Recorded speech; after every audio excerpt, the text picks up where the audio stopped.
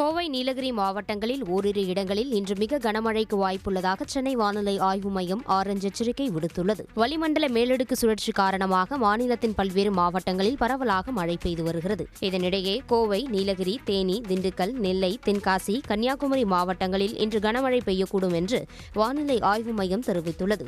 14ஆம் தேதி முதல் 17ஆம் தேதி வரை 4 நாட்களுக்கு மேற்கு தொடர்ச்சி மலையை ஒட்டிய மாவட்டங்களில் கன முதல் மிக கனமழை பெய்யக்கூடும் எனவும் கணித்துள்ளது. இதனால் கோவை, நீலகிரி மாவட்டங்களுக்கு ஒரு தேசிய பேரிடர் மீட்புப் படை குழுவும், தமிழ்நாடு மாநில பேரிடர் மீட்புப் படையிலிருந்து நீலகிரிக்கு 3 குழுக்களும், கோவைக்கு 2 குழுக்களும் விரைந்து முன்னெச்சரிக்கை பணிகளில் ஈடுபட்டு வருகின்றன.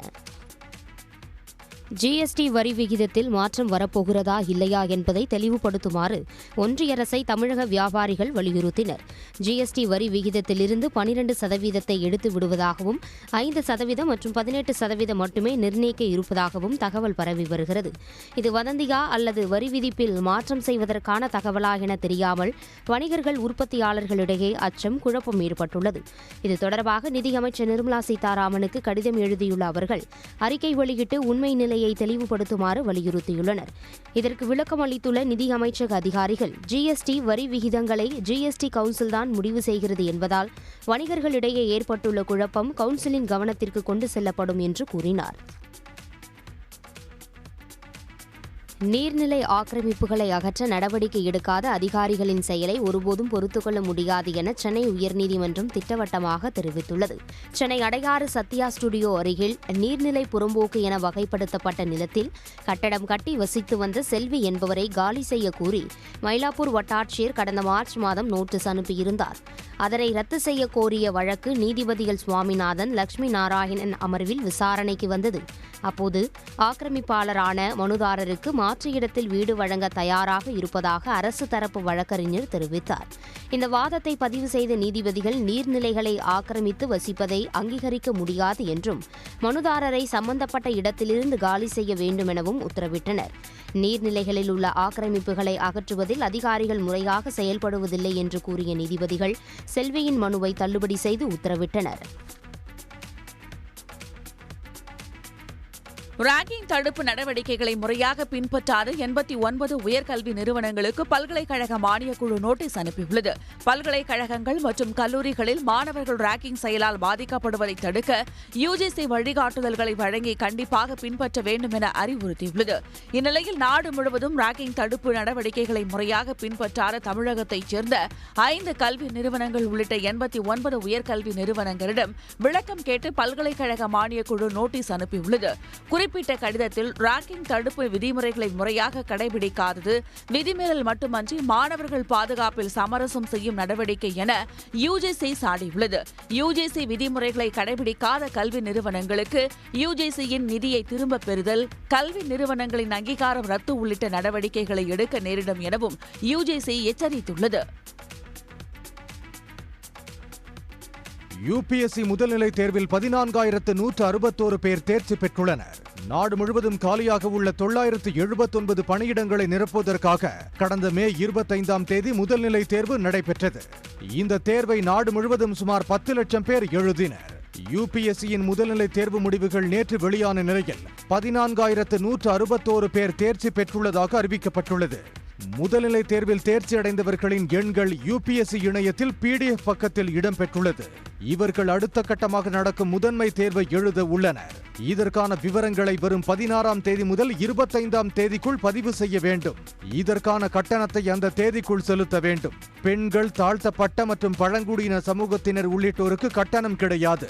முதன்மை தேர்வு ஆகஸ்ட் 22ஆம் தேதி தொடங்கி 5 நாட்கள் நடைபெறுகிறது.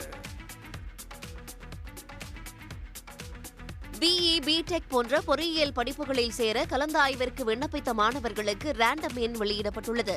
மே 7ஆம் தேதி முதல் ஜூன் 6ஆம் தேதி வரை பொறியியல் படிப்பில் சேர 3,02,374 மாணவர்கள் விண்ணப்பித்தனர். அதில் 2,49,883 மாணவர்கள் விண்ணப்ப கட்டணத்தை செலுத்தியும் 2,44,946 மாணவர்கள் சான்றிதழை பதிவேற்றம் செய்தும் விண்ணப்பத்தை சமர்ப்பித்துள்ளனர். விண்ணப்பித்த மாணவர்களுக்கான சான்றிதழ் சரிபார்ப்பு பணி ஆன்லைன் வாயிலாக நடைபெற்று வரும் நிலையில் ரேண்டம் எண் வெளியிடப்பட்டுள்ளது. அனைத்து மாணவர்களுக்கும் தனித்தனியான 10 இலக்க எண் ஒதுக்கீடு செய்யப்பட்டுள்ளது. மாணவர்கள் tneaonline.org என்ற இணையதளத்தில் சென்று பார்த்துக் கொள்ளலாம். உலக டெஸ்ட் சாம்பியன்ஷிப் கிரிக்கெட் தொடரின் இறுதிப் போட்டியில் பந்து வீச்சாளர்கள் ஆதிக்கத்தால் ஆஸ்திரேலியா தென்னாப்பிரிக்க அணிகளின் பேட்ஸ்மேன்கள் ரன் குவிக்க முடியாமல் திணறியுள்ளனர். லண்டன் லார்ட்ஸ் மைதானத்தில் நடைபெற்று வரும் இந்த போட்டியில் டாஸ் வென்ற தென்னாப்பிரிக்க அணி முதலில் பந்து வீச்சை தேர்வு செய்தது. இதையடுத்து களமிறங்கிய ஆஸ்திரேலிய வீரர்கள் வந்த வேகத்திலேயே பெவிலியன் திரும்ப 67 ரன்களுக்கு 4 விக்கெட்டுகளை இழந்து தடுமாறியது.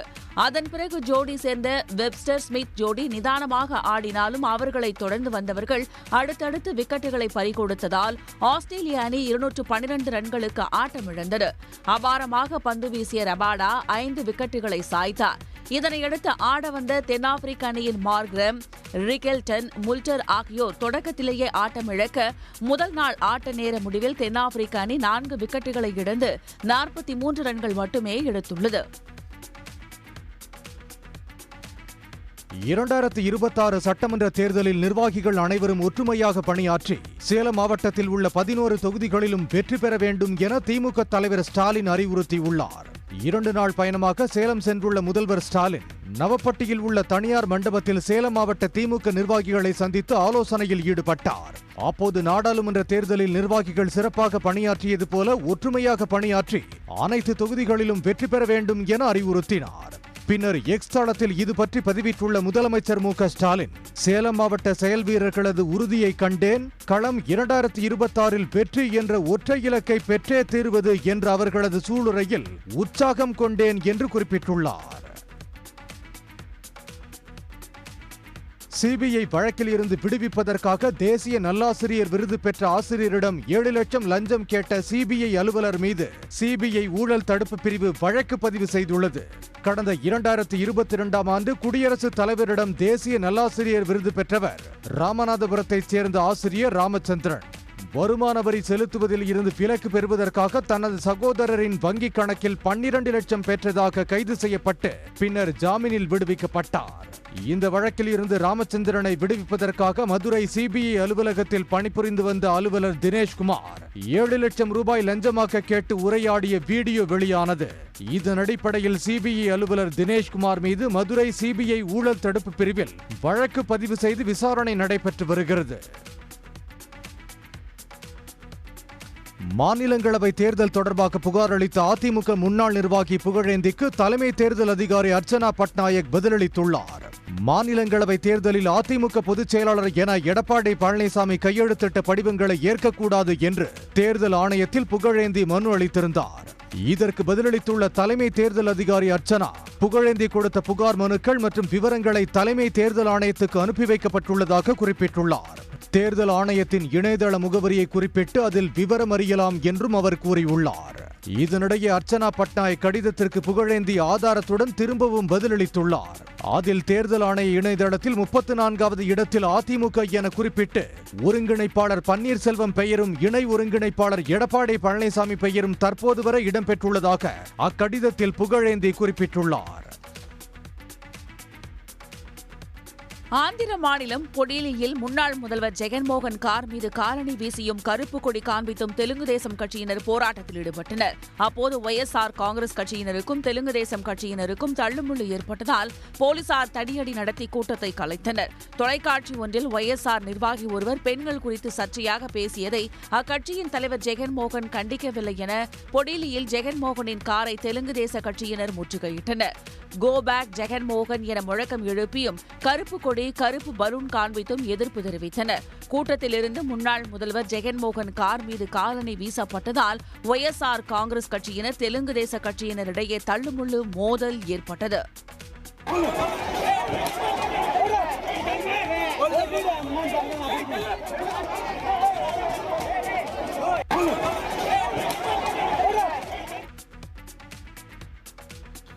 தெலுங்கானா மாநிலம் நலகொண்டா அரசு மருத்துவமனையில் இருந்து கடத்தி செல்லப்பட்ட 20 மாத ஆண் குழந்தையை 7 மணி நேரத்துக்குள் போலீஸ் கண்டுபிடித்து பெற்றோரிடம் ஒப்படைத்திருக்கிறது. துங்கபாடு கிராமத்தைச் சேர்ந்த 8 மாத கர்ப்பிணியான பாக்கிய லட்சுமிக்கு திடீர் உடல்நலக் குறைவு ஏற்பட்டிருக்கிறது. 20 மாத குழந்தை சோமேஸ்வர குமாருடன் வீட்டின் அருகில் இருந்த பெண்மணியை அழைத்துக் கொண்டு நலகொண்டா அரசு மருத்துவமனைக்கு சென்றிருக்கிறார். பிரசவ வார்டில் இருந்தபோது அடையாளம் தெரியாத 2 பெண்கள் பாக்கிய லட்சுமியிடம் அன்பாக பேசி இருக்கின்றனர். இதனால் குழந்தையை அப்பெண்களிடம் விட்டுவிட்டு சாப்பிட சென்றபோது குழந்தையை கடத்தி இருக்கின்றனர். குழந்தை கடத்தப்பட்டதை அறிந்து போலீசிடம் புகார் அளிக்கவே உடனே 4 தனிப்படைகள் அமைத்து போலீஸ் தேடியது. சிசிடிவி மூலம் 2 பெண்களை அடையாளம் கண்ட போலீஸ் அருகே இருந்த பேருந்து நிலையங்களில் தேடி பெட்டா படிசாலா கிராமத்தில் பதுங்கியிருந்த நாராயணதாசு அருணா, ஜான்டிகா சுகம்மா இருவரையும் கைது செய்தனர். அருணாவின் ஆண்மகன் கடந்த ஆண்டு தற்கொலை செய்து கொள்ளவே ஆண் குழந்தை வேண்டி குழந்தையை கடத்தியுள்ளனர். கேரளாவில் பெய்த கனமழை காரணமாக இடுக்கி மாவட்டத்தில் உள்ள கல்லார்குட்டி அணை நிரம்பியுள்ளது.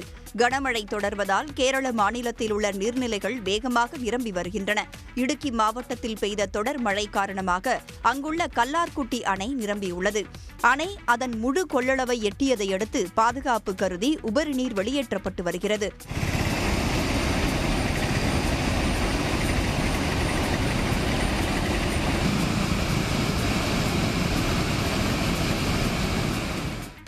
உபரி நீர் திறப்பால் கரையோர மக்கள் பாதுகாப்பாக இருக்குமாறு மாவட்ட நிர்வாகம் அறிவுறுத்தியுள்ளது. கேரளாவில் படிப்படியாக பருவமழை தீவிரமடையும் என்று தெரிவித்துள்ள வானிலை ஆய்வு மையம், பத்தினம்திட்டா, ஆலப்புழா, கோட்டயம், எர்ணாகுளம், திரிசூர், கண்ணூர், காசர்கோடு உள்ளிட்ட 9 மாவட்டங்களிலும் கரையோர மக்கள் பாதுகாப்பாக இருக்குமாறு அறிவுறுத்தியுள்ளது.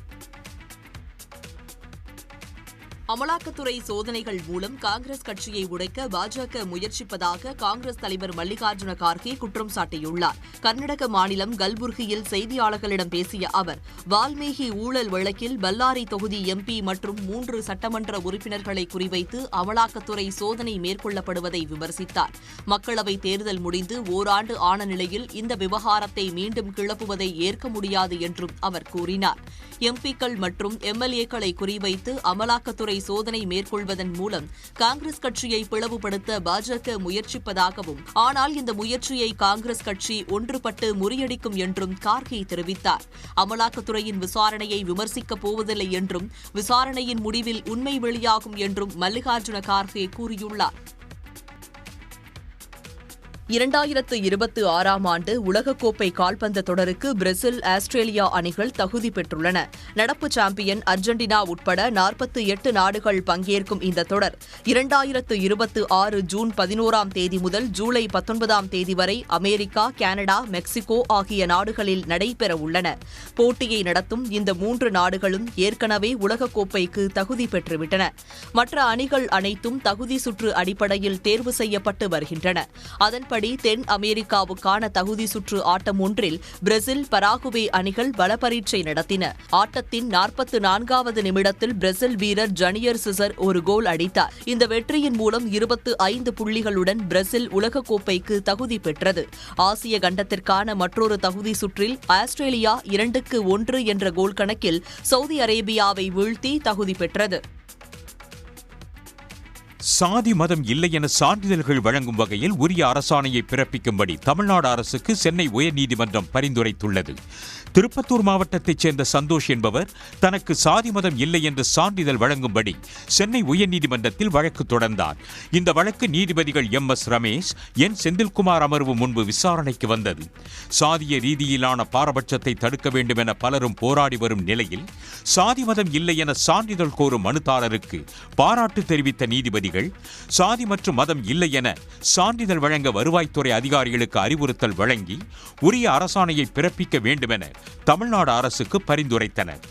சமூக வாழ்க்கையில், அரசியலில், கல்வியில், வேலை வாய்ப்பில் சாதி மதம் இன்னமும் முக்கியத்துவம் பெற்றிருப்பது வேதனையாக உள்ளதாக நீதிபதிகள் கருத்து தெரிவித்துள்ளனர்.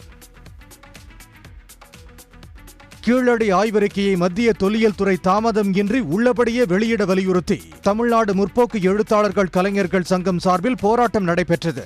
மதுரை காளவாசலில் நடைபெற்ற போராட்டத்தில் தொல்லியலாளர் சாந்தலிங்கம், பேராசிரியர் அருணன், மதுக்கு ராமலிங்கம் உள்ளிட்ட ஏராளமானோர் பங்கேற்று முழக்கம் எழுப்பினர். திருத்தம் கோராமல் திருத்தம் ஏதும் கோராமல் திருகல் வேலை செய்யாமல் அறிக்கையினை வெளியிடு.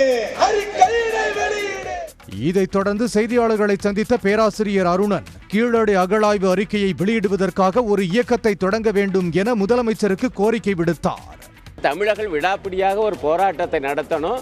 அமைச்சர் தங்கம் தென்னரசு மிக சரியான முறையில் பதிலடி தான், அது பதிலடியாகவே கொடுத்துருக்காரு. முதலமைச்சர் ஏற்கனவே தலையிட்டு கொண்டு தான் இருக்காரு. அவருடைய உதவியோடும் ஒப்புதலோடு தானே அடுத்தடுத்த கட்டங்கள் நடந்துக்கிட்டே இருக்குது. அதே போல் அந்த கண்காட்சியகம் பிரமாதமான முறையில் இங்கே அமைக்கப்பட்டிருக்கு. அந்த பங்களிப்பெல்லாம் நான் மறுக்கலை. ஆனாலும் அவர் இப்பொழுது நேரடியாக இந்த ஒன்றிய அமைச்சருக்கு பதிலடி அவரும் தர வேண்டும் என்று நாங்கள் கேட்டுக்கொள்கிறோம். உடனுக்குடன் செய்திகளை தெரிந்து கொள்ள சன் நியூஸ் பெல் ஐகானை கிளிக் பண்ணுங்க.